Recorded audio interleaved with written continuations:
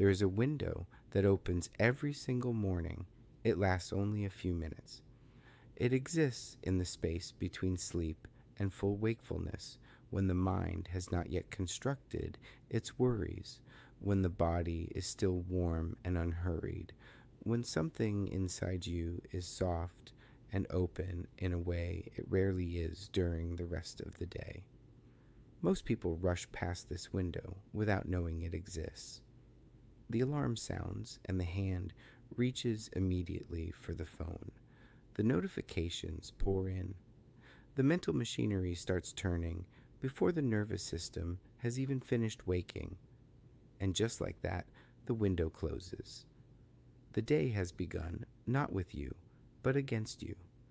Buddhist wisdom teaches something that modern life has nearly buried entirely. The quality of a morning is not determined by what you accomplish in it. It is determined by what you allow yourself to inhabit. A morning that begins in stillness, even briefly, carries a different kind of energy than one that begins in reaction. And that energy does not stay in the morning. It travels with you. It shapes how you speak to a colleague when something goes wrong. It shapes whether you reach for patience or frustration when traffic slows. It shapes whether you can hear someone you love without your mind already preparing its next response. The morning is not preparation for the day. The morning is the day already beginning to take its shape. If any of this feels familiar to you, if you recognize that tight feeling in the chest before the day has even offered you a reason for it, then what follows is for you. Not as instruction, not as another list of demands on an already crowded life, but as an invitation. A gentle return to something you already know somewhere beneath the noise. If these words bring you even a small sense of recognition, consider staying close to this space, because there is much more ahead for those who are ready to listen slowly. The first teaching that grounds everything else is this: you cannot build a peaceful day on a foundation of urgency, and yet urgency is the water most people swim in from the moment they wake. There is a particular kind of suffering that belongs to the morning hours, and it is not dramatic. It does not announce itself loudly. It arrives quietly in the body as tightness across the shoulders before you have moved them, as a jaw already clenched as shallow breath, as a mind already rehearsing conversations that have not yet happened. This is what the Buddha pointed to when he spoke of the restless mind, the mind that cannot find rest in the present moment because it is always somewhere else, always in a future scenario or a memory that needs to be re-examined one more time. The morning amplifies this. The morning takes whatever is unresolved inside you and presses it forward into the day like water finding every crack. And so the first act of wisdom is not to add something to the morning. It is to protect something that is already there. The practice of anchoring through the breath is the most ancient and the most misunderstood of all morning rituals. People hear the word breath work and imagine elaborate techniques, counting, holding, releasing on precise intervals. They imagine something that requires a cushion and an hour and a quiet room. But what the Buddha actually taught was far simpler and far more radical. He taught that the breath is a doorway, not a destination, not a technique, just a doorway back to now. Before you reach for the phone, before you let the mind begin its daily inventory of what is wrong and what is unfinished and what must be managed, you take 3 breaths, not deep breaths performed for maximum oxygen intake. Just 3 conscious breaths felt fully. You feel the air entering through the nose, slightly cool at the nostrils. You feel the chest and belly expand. You feel the pause at the top, that small suspension before the exhale. You feel the breath leave, slightly warmer now, carrying something with it. 3 breaths, that is all. And in those 3 breaths, you have done something that the restless mind cannot do on its own. You have returned yourself to the only moment that actually exists. Not tomorrow's problem, not yesterday's unresolved conversation, this breath, this body, this room, this morning, which has never existed before and will never come again. The science of what happens next is straightforward. When conscious breathing interrupts the body's anticipatory stress response, the nervous system receives a message that no emergency is occurring right now. Cortisol levels begin to settle, the jaw softens, the shoulders drop a fraction of an inch. The eyes, which were already scanning for threats, even though the room is safe, begin to soften their focus. What this creates is not relaxation in the sense of sleepiness. It creates what the contemplative traditions have always called groundedness, the quality of being fully present in one's own body, in one's own life, without the constant noise of what comes next. When you practice this, something begins to change in how the whole day moves. Not dramatically, quietly, like a river whose current has subtly shifted. The same emails will arrive, the same traffic will accumulate, the same person at work will say the thing they always say. But you will not meet them from a place of accumulated reactivity. You will meet them from a place of space. Gratitude is a word that has been worn thin by overuse. It appears on coffee mugs and motivational posters and in the language of productivity culture as a kind of emotional supplement, something you take in the morning to feel better. But this misses entirely what the Buddha understood about the nature of perception and suffering. The problem is not that life is ungrateful. The problem is that the mind is trained through years of cultural conditioning to scan for what is absent rather than notice what is present. You wake up and the mind does not ask what is here. It asks what is missing, what is not yet done, what is not yet enough. And from that place of perceived lack, the entire day is filtered. Food is eaten without being tasted. Conversations happen without being heard. A morning walk passes without a single bird being noticed. Life is happening and the mind is somewhere else, measuring the distance between where you are and where you think you should be. The practice of gratitude, as the Buddha intended it, is not forced positivity. It is not the instruction to feel thankful when you do not.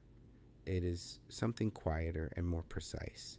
It is the deliberate redirection of attention toward what is already present and supporting you. Before you stand up tomorrow morning, before the mind begins its survey of what needs to be fixed, you pause. You allow yourself to notice three things, not grand things, not things you had to work for or earn, small things. The warmth of the blanket that has held you through the night, the fact that your lungs have been working for hours without being asked to, the sound of something outside the window, a bird, the wind, a distant car, proof that the world is still here. These things are ordinary. They are almost boring in their simplicity. And that is precisely the point, because the ordinary is where most of life actually lives, and the mind that cannot find value in the ordinary will never find peace, no matter what extraordinary things accumulate around it.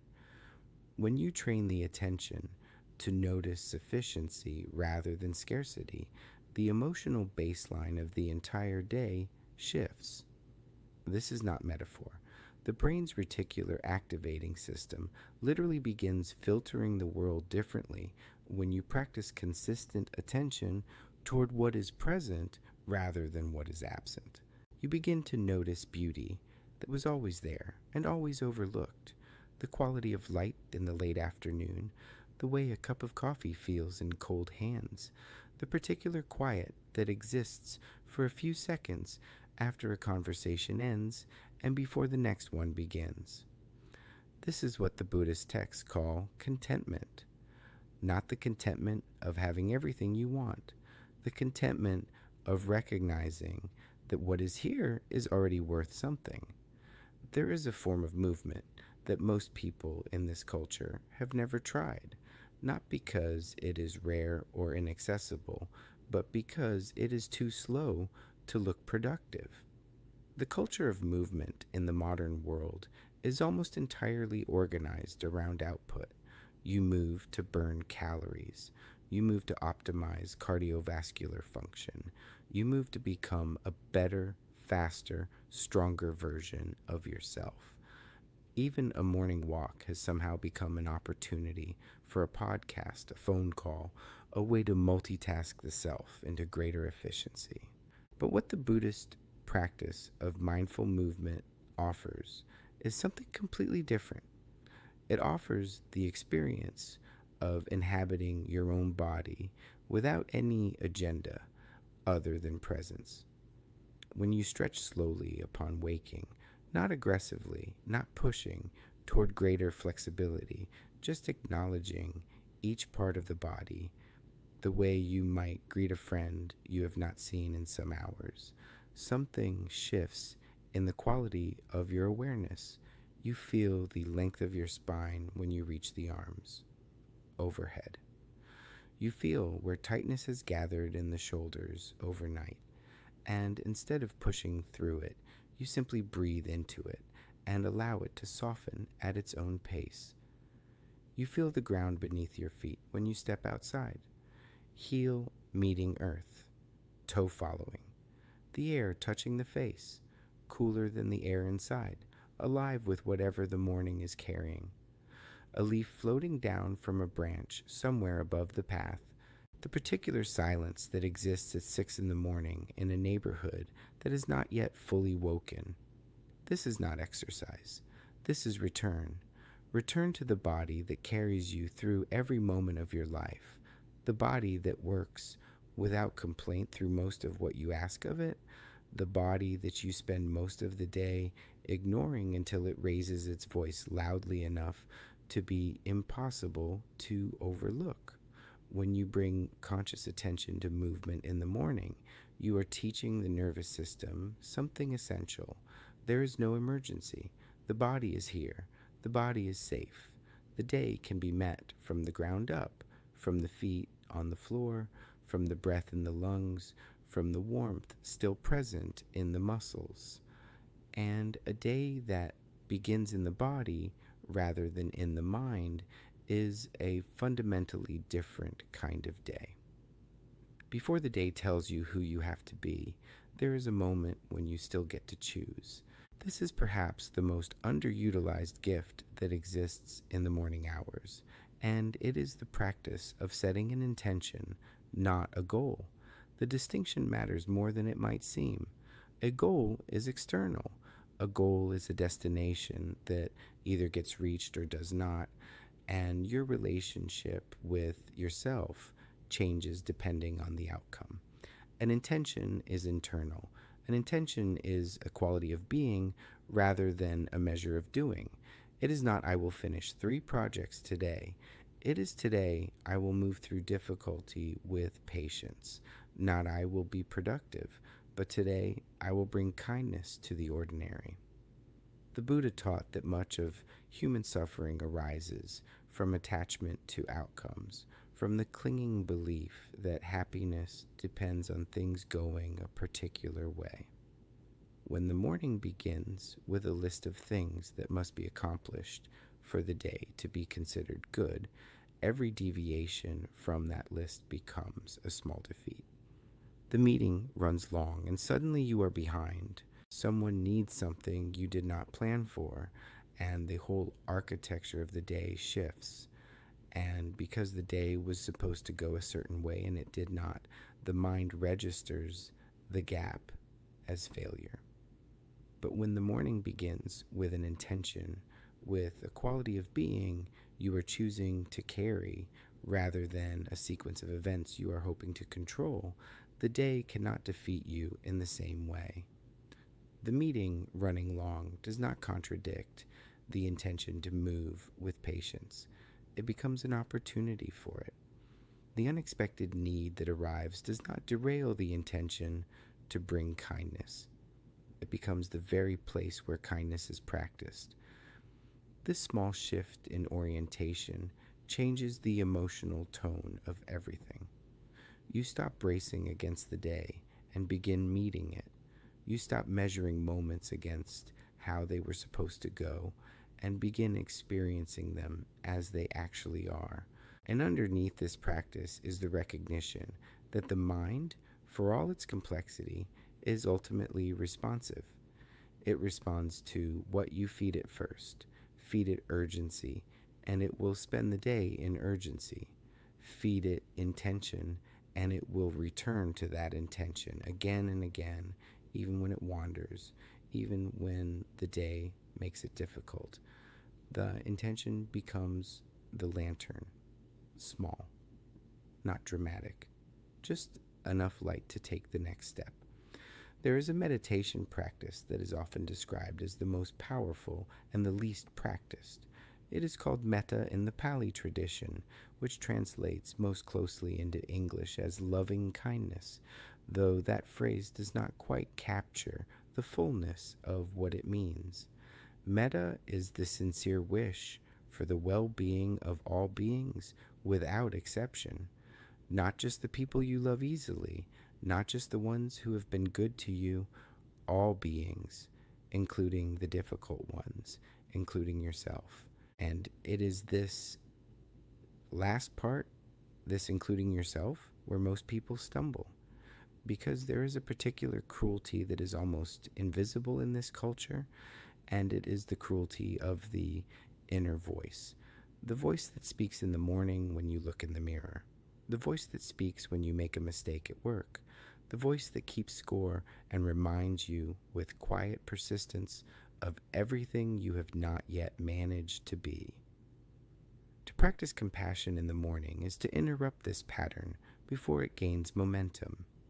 Before the inner critic begins its daily inventory, you pause. You place a hand on the chest. You feel the heartbeat there, steady and faithful and requiring nothing of you. And you offer yourself silently the same wish you would offer someone you loved who was struggling. May I be well. May I be at peace. May I move through this day without causing unnecessary harm to myself or to others. Then you extend it outward to someone you love easily, to someone you feel neutral about, the cashier whose name you do not know, the stranger on the street. And finally, if it is possible, even briefly, even imperfectly, to someone who has made things difficult for you. Not because they deserve it in some transactional sense, but because carrying resentment is a weight that only the one carrying it feels, and you have been carrying it long enough. What this practice creates is not sentimentality, it creates resilience. The heart that has been softened by compassion in the morning does not harden as quickly when the day becomes difficult. The mind that has begun in the recognition that all beings are struggling, including yourself, does not take things as personally. There is a spaciousness that grows in the space where reactivity used to live. If these teachings are finding something real in you, if somewhere in the reading of these words you are recognizing a way of meeting the morning that you have been needing without quite knowing how to name it, then know that this is only the beginning of what is available. There is more here waiting for those who return. There is a form of attention that the modern world has nearly made impossible, and it is the attention of simply being in the natural world without an agenda. Not photographing it, not narrating it to anyone, not using it as a backdrop for a podcast, just being in it. The Buddha spent years in forests and under open skies, not because nature was spiritually superior to human settlement, but because nature is an uninterrupted demonstration of the teaching that the mind most needs and most resists. Nature does not rush. The oak tree does not hurry toward its full height. The river does not panic because it cannot see where it is going. The season does not apologize for arriving slowly. Everything in the natural world is an embodiment of what the contemplative traditions call wu wei, effortless action, movement without force, growth without strain. To spend even 5 minutes in the morning in genuine contact with the natural world is to receive a teaching that no text can fully transmit. You step outside, or you sit near a window. You look at the sky, not as scenery, but as a living presence above you, always changing, never the same sky twice and always there. You notice a bird on a wire and you watch it without narrating what you are watching. You feel the air on your skin and you let it be information rather than inconvenience. Something in the nervous system responds to this contact. Something that was braced begins to unclench. Something that was measuring begins to simply receive.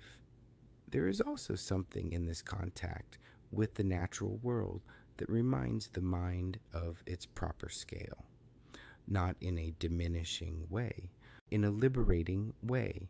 You are not the center of everything that must be managed. You are one living creature in an enormous, intricate, ongoing unfolding of life. Your worries are real, but they are not the axis on which reality turns. And from that larger perspective, the day becomes lighter. Not because the problems have been solved, but because they have been placed in a context that does not magnify them into the whole of existence. The final teaching of the morning is perhaps the most quietly radical. It concerns eating, not what you eat, not the specific nutrients or the precise timing, but how you eat. Because the way you meet your morning meal is the way you will meet everything else that the morning brings. And most people in this culture eat the first meal of the day in a way that makes eating essentially invisible. The phone is open, the news is on, the mind is already 2 hours into a day that has barely begun.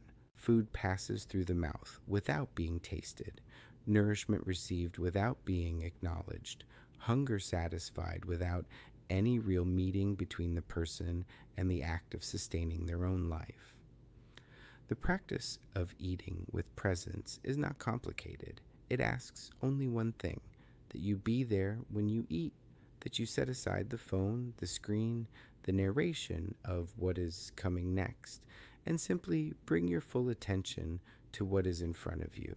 You notice the warmth of the bowl or the cup in your hands. You notice the color of what you are about to eat, the steam rising from it if it is warm, the texture before the first bite. When you eat, you taste. You allow the flavors to be received rather than consumed. And somewhere in this simple act, something ancient and important is honored.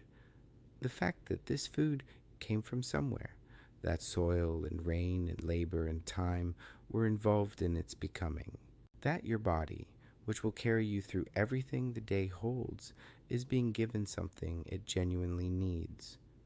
The Buddhist concept of interconnectedness finds one of its most immediate expressions in a meal. When you eat with presence, you are briefly aware that you are not a self-contained unit operating independently of everything else. You are a creature who needs, who receives, who is sustained by forces larger than yourself. And that awareness, even briefly held, is a kind of antidote to the isolation that drives so much of modern anxiety. You are not alone. You are fed. You are part of something that has been feeding its creatures for longer than thought can reach. These 7 practices are not a program. They are not 7 boxes to check before you have earned the right to call your morning successful. They are invitations, each one standing on its own, each one available to you wherever you are, whatever your morning actually looks like. Some mornings you will manage one. Some mornings you will find that 3 or 4 arise naturally and without effort. Some mornings the window will close before you remember to step through it, and the day will begin in the old way, in the urgency and the noise. And that is not failure. That is being human in a world that moves very fast. The teaching is not in the perfect morning. The teaching is in the returning. In noticing that the window was missed and choosing without drama and without self punishment to look for it again tomorrow. Because it will be there, it is always there, opening silently every morning in the space between sleep and the world's first demand, waiting for you to step through it. May your mornings be softer than you think is possible. May your first breath of each day feel like something given rather than something owed. And if you wish to continue receiving these gentle teachings, these quiet invitations back to yourself, then stay close to this space, because every morning is another beginning, and you are always welcome here.